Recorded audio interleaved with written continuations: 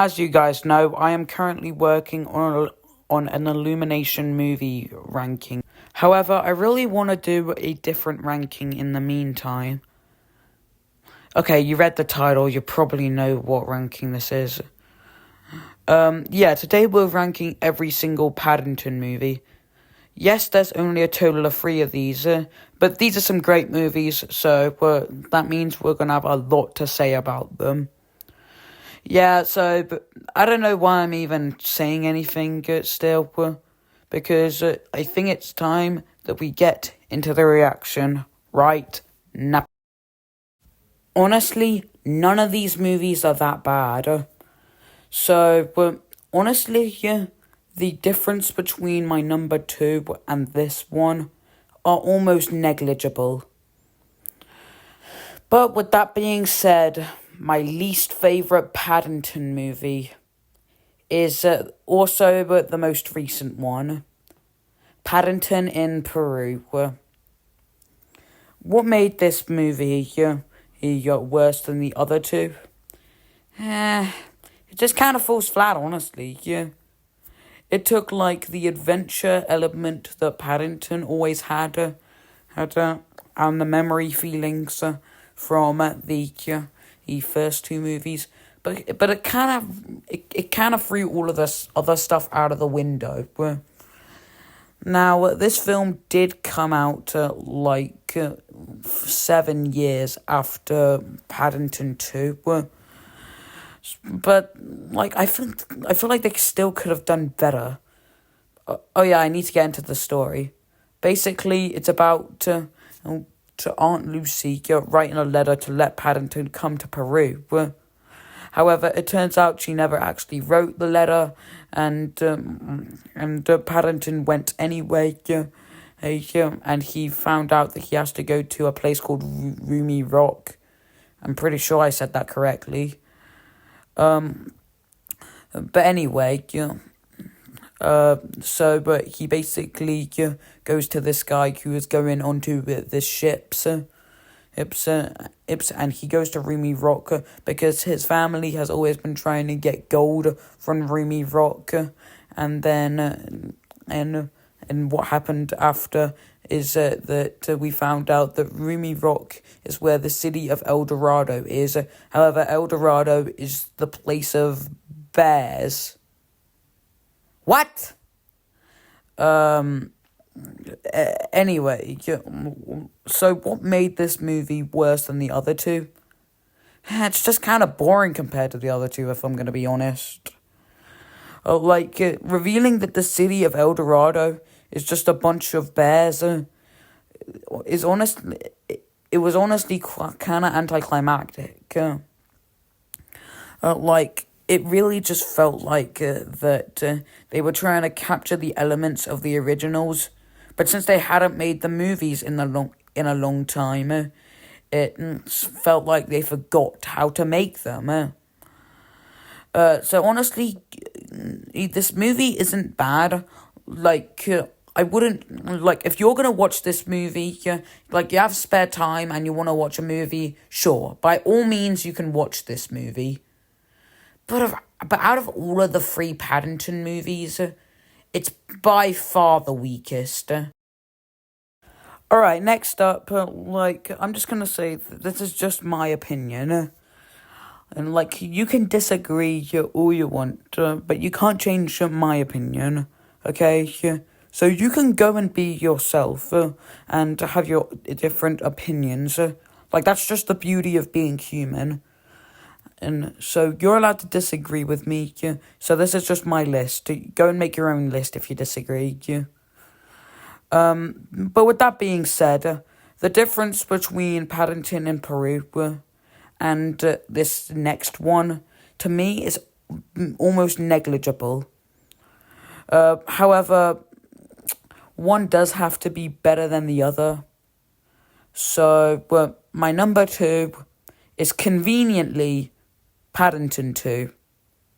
I swear I didn't make this list like this on purpose. Anyway, Paddington 2 is basically about an innocent little bear going to prison. It really is that simple. And the prison characters' development in this movie is so good. Like, the story makes way more sense rather than the El Dorado thing that the third movie would follow. And also, this poster's pretty good. I usually don't talk about posters in my videos, but yeah, this poster's pretty good. I do slightly prefer Paddington and Peruse, but yeah, this is good enough. And overall, yeah, this is a pretty good movie. I also like how it shows that our characters do age in the movies like people would age in the real world. Now, granted, they do actually do this in Paddington and Peru.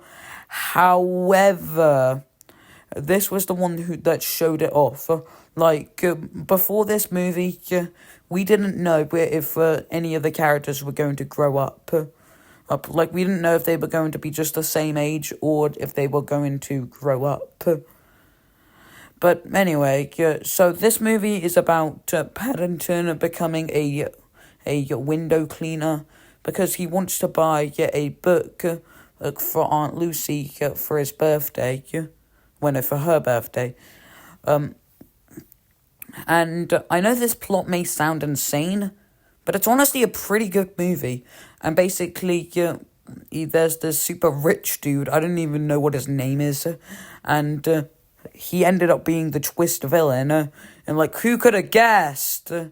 But basically he stole the book to try and get all the letters, is because he needed to steal the gold, which his grandfather had trying to get tons of years ago. Yeah, overall, pretty good movie. However, I don't think it's the best movie in the Paddington franchise. Like it or not, I do got to admit, it's definitely got its flaws, because it's literally just, what if we put an innocent bear into jail? And it ended up being, quite predictable because of it. Which is why, honestly, this is a masterpiece in my books. Okay, maybe I wouldn't go as far as to say that this is a 10 out of 10, but, it's so good. Paddington 1 sets up the series perfectly. It has the highest amount of stakes. The character development is way better. The movie's just way more funny. I know that Paddington 2 is the fan favourite, but I'm gonna be real. I don't care. Because this is just my opinion. And I love Paddington 1. Now, yes, this might be because I'm British. Sure, but, the introduction to London here was done so brilliantly. Even though, yes, I was born in London, I know what it's like. I'm not gonna lie, I did really love this movie. It's so much fun to watch it. Okay, I should probably explain. It's about Paddington and his Aunt Lucy, and I'm pretty sure it's his Uncle Frank. I don't know, this movie's kind of weird. But anyway, one day there was an earthquake, so Paddington had to go to London. However, Aunt Lucy went into the place of retired bears. However, a few years earlier, Aunt Lucy and Uncle Fred, I'm pretty sure, were meeting by a human. So Paddington tried to find out who it is, but then he finds out it's a stuffer. This genuinely caught me so off guard when I found out that Paddington's friend, well, I guess technically he didn't meet him, but you get what I mean, was actually a stuffer trying to stuff him. And it just made the whole movie come full circle. And it works so well. Listen, I love Paddington 2, but like it or not, I do gotta admit it is kind of bland because it's pretty basic. It's just about what if Paddington got framed for a crime he didn't commit. But then, and Paddington, but like, it was coming off of Paddington 1, which was a much better first movie. Yeah. It was so good, and it started off the series perfectly. Yeah. Too bad it only got worse from here. Can't wait to see what they do for Paddington 4.